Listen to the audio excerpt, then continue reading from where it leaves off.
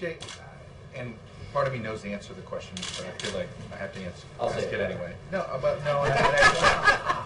Everything is an extension now here in Washington, and I know you just went through a litany of reasons, and you say it is all the Republicans.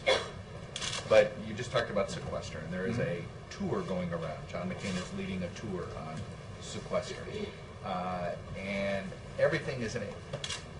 Do you guys have any responsibility here of the fact that we live in a town that only passes everything by 6 months extension? So we have a 6-month extension on the budget.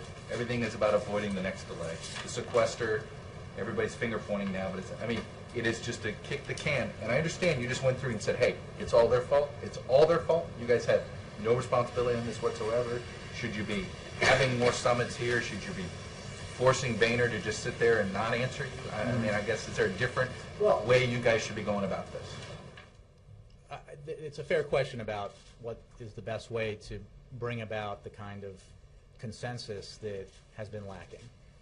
And what I think all of us here have learned, and certainly those of us in the White House have learned in the last year and a half, is that getting things through this Congress that enjoy broad public support but which are opposed by a particularly powerful wing of the Republican Party, especially in the House, wealthiest Americans to pay a little bit more so that the middle class doesn't get stuck with the burden. So that months you guys have had this sort of throw up your hands approach. You know what? They're not willing to talk.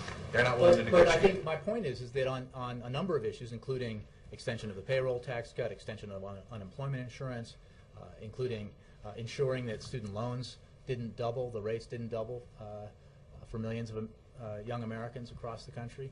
The president works both here in Washington, but worked in raising the profile of these issues across the country, and that had the effect, fortunately, of bringing about a vote in Congress that was the right one, that broke the back, if you will, of what initially was opposition to the president's position, and I think that's what we believe is can bring about consensus here. But let's go back to the fundamental question. Do you guys own any of this?